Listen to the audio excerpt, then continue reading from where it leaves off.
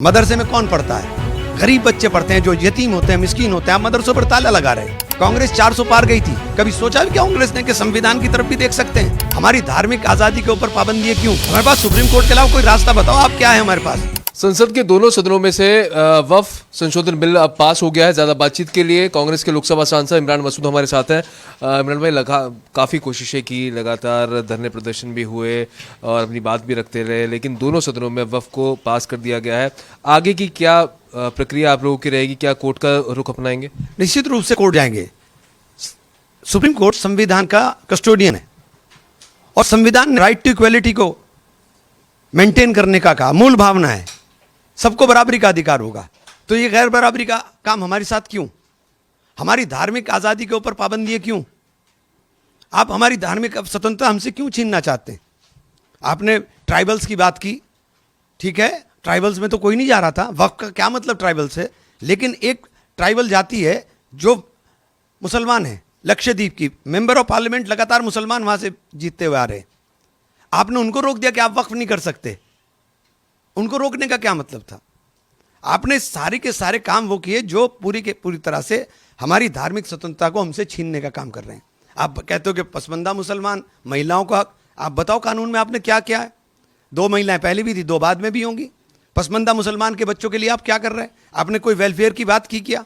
आप प्रधानमंत्री यही कह रहे हैं कि बताइए, आपने वेलफेयर, हाँ बताइए क्या वेलफेयर की बात की? इस पूरे बिल में बताइए कि आपने वेलफेयर की क्या बात की?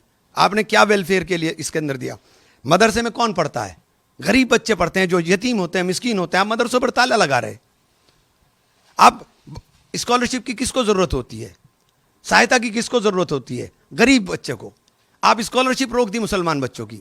एक बड़ा इंस्टीट्यूशन अलीगढ़ मुस्लिम यूनिवर्सिटी, आप उसे तबाह करने पर लगे हो, लगातार उसका बजट घटा रहे हो। प्रोफेसर की तनख्वाह देने को वहां पैसे नहीं बचते कभी कभी। कौन पढ़ रहा है उस इंस्टीट्यूशन के अंदर? क्या सिर्फ मुसलमान पढ़ रहे हैं? नहीं, गरीब मुसलमान के भी गरीब बच्चे पढ़ रहे हैं। तो आप पसमानदा और गरीब बोल करके एक नैरेटिव बनाना चाहते हो, जबकि सत्यता से बहुत दूर है। आपने क्यों छात्रवृत्ति बंद की हुई है? आप क्यों गरीब बच्चों को मदद नहीं करने की बात कर रहे हैं? कोर्ट जाने की बात आप कर रहे हैं, सबका अपना मौलिक अधिकार है, संविधान कहता है, लेकिन सरकार तो यही कहेगी जब नंबर नहीं था, कोर्ट का रास्ता अपनाने लगा। और जो पिछले मामलों में कोर्ट गए, वहां पर कोई सफलता नहीं मिली। देखिए, नंबर ना होना या नंबर होना, इस बात की गारंटी है कि आप हमारे अधिकार को रौन देंगे? कांग्रेस 400 पार गई थी, कभी सोचा भी क्या कांग्रेस ने कि संविधान की तरफ भी देख सकते हैं? उसके पास पूरी ताकत थी, 400 पार चले गए थे कांग्रेसी। इनका तो सपना ही है और सपना ही रह जाएगा। अब ये इतिहास के काले दिन के रूप में दर्ज होगा। और जो लोग ये कह रहे हैं कि साहब मुसलमानों के लिए भला हो, मुसलमानों के ऊपर इससे ज्यादा हमला कोई हो नहीं सकता, इससे बड़ा हमला नहीं हो सकता। बाबरी मस्जिद एक थी जिसे कहा, और मुसलमानों ने सहर्ष स्वीकार किया सुप्रीम कोर्ट के निर्णय को। तो सुप्रीम कोर्ट के अलावा क्या है हमारे पास? हमारे पास सुप्रीम कोर्ट के अलावा कोई रास्ता बताओ, आप क्या है हमारे पास? शुक्रिया बात करने की। तो इमरान मसूद का साफ तौर पर कहना है कि सुप्रीम कोर्ट ही अब आखिरी रास्ता है और उसी से हमें काफ़ी उम्मीदें हैं। कैमरा पर्सन विवेक के साथ प्रशांत त्यागी, भारत एक्सप्रेस, दिल्ली।